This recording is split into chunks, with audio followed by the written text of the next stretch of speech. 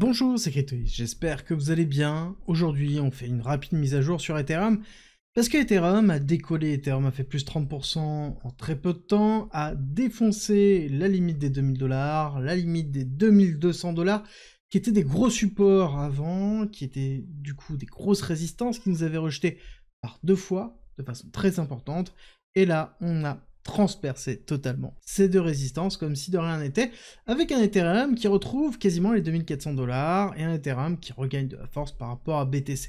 Mais concrètement, qu'est-ce qui s'est passé? Est-ce que c'est réellement la mise à jour Pectra qui a fait changer les choses? Alors oui, Pectra apporte beaucoup de valeur dans l'utilisation, dans l'adoption, mais une grosse partie de la mise à jour n'a pas été intégrée encore par les différentes plateformes, et Pectra n'a pas vocation à être ultra déflationniste non plus, bien que on avait vu sur Ultrasound Money qu'on avait une courbe déflationniste très forte, mais là on est en train de nous dire que la supply data est actuellement non disponible et qu'on attend justement la mise à jour au niveau de Pectra sur Ultrasound Money pour voir si on a un impact au niveau de la déflation.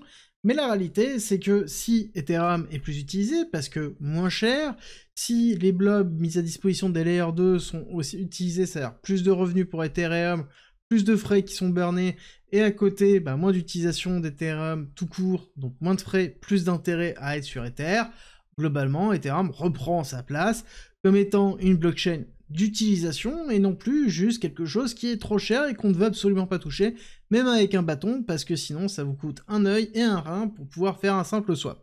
Alors certes, je suis un peu dans l'exagération, mais j'ai souvenir en 2021 d'avoir fait des swaps à plus de 150 balles, et encore, j'avais pas mis de frais de priorité.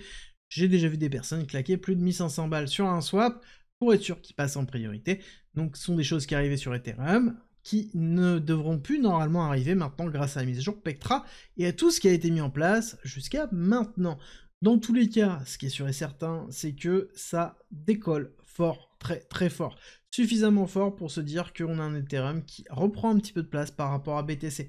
Alors oui, c'est pas extraordinaire, je suis d'accord avec vous, c'est juste une micro-bougie face à une mer de bougies rouges, mais ça n'empêche qu'on est quand même sur 20% sur Ether BTC, qui représente en fait l'écart entre les deux, le ratio entre les deux.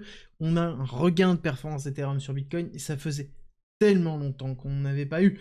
Les dernières fois où c'était arrivé correctement, c'était dans les alentours de novembre 2024, sinon c'était en mai 2024, ou encore en janvier 2024.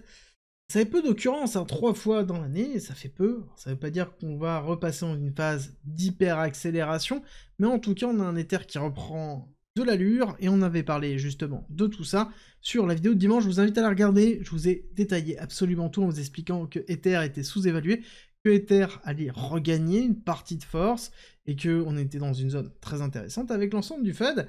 Eh ben écoutez, il n'a pas fallu longtemps pour que ça se déclenche, pour qu'on ait cette phase d'accélération, et surtout qu'on éclate ici ces zones-là. La zone des 2000, la zone des 2002.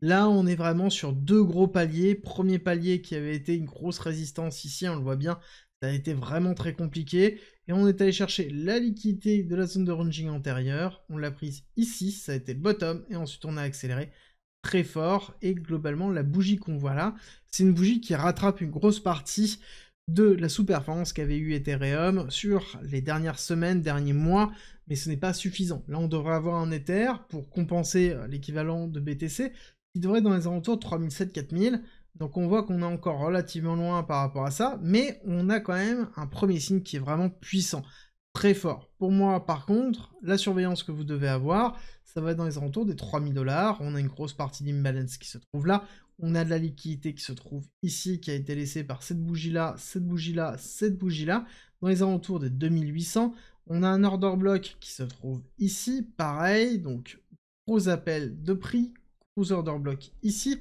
et si on regarde le retracement de Fibonacci, vous allez voir qu'on tombe aussi sur des zones qui sont relativement intéressantes, tac, 618, donc retracement sur le mouvement baissier, 3074 $, à prendre en considération, on risque d'avoir un petit peu de mal au niveau des terres, donc potentiellement un retracement. Bon, est-ce que ça veut dire que c'est Ether to the moon et qu'il faut all-in les yeux fermés? Non, forcément, il y a une bonne gestion de risque à avoir, mais ça, c'est positif pour Ether, mais c'est aussi positif pour l'ensemble des cryptos. N'oubliez pas, Ethereum est au cœur de la DeFi, est au cœur de beaucoup de tokens qui sont ERC20, donc qui sont Ethereum natifs et qui vont dépendre à un moment donné d'Ethereum. beaucoup en fait sont capitalisés même avec des Ethers, donc forcément on va avoir de la valorisation de l'ensemble de l'écosystème.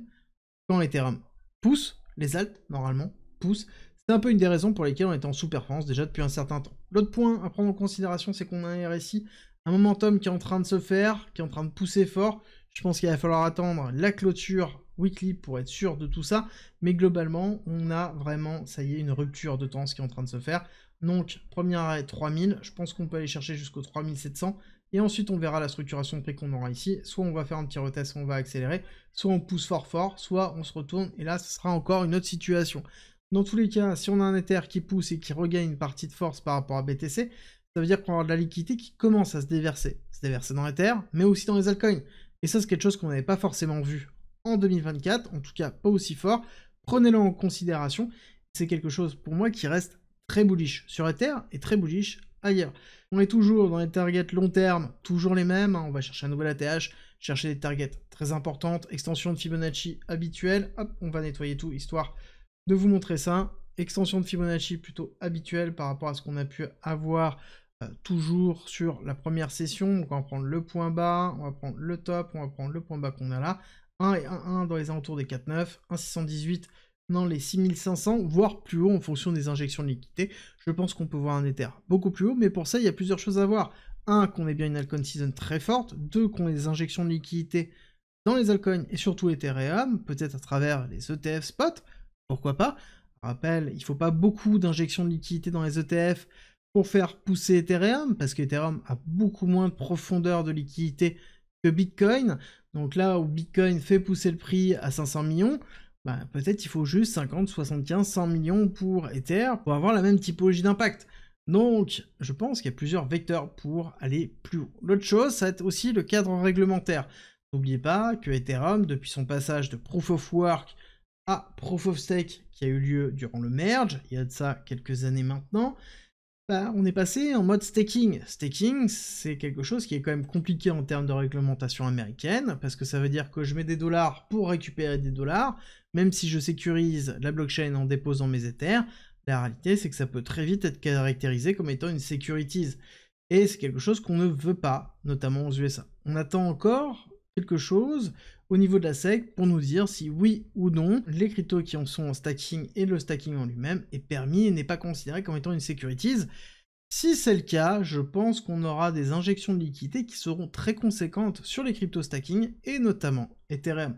Ça va être à surveiller de près. Ces injections de liquidité permettraient de pouvoir pousser le prix beaucoup plus haut, mais je pense que là on a bien un signal très fort qu'on n'avait pas eu depuis très longtemps au niveau d'Ethereum, mais il va falloir pousser plus fort encore pour pouvoir rattraper le retard qu'on a quand même accumulé durant tout 2023 et tout 2024. Ne l'oubliez pas, on a pris beaucoup de retard par rapport à Bitcoin, les altcoins ont pris beaucoup de retard par rapport à Bitcoin et par rapport à Ethereum, donc il faut impérativement arriver à rattraper tout ça, et il faut un momentum fort pour y arriver, et je pense qu'on pourrait y être dans peu de temps.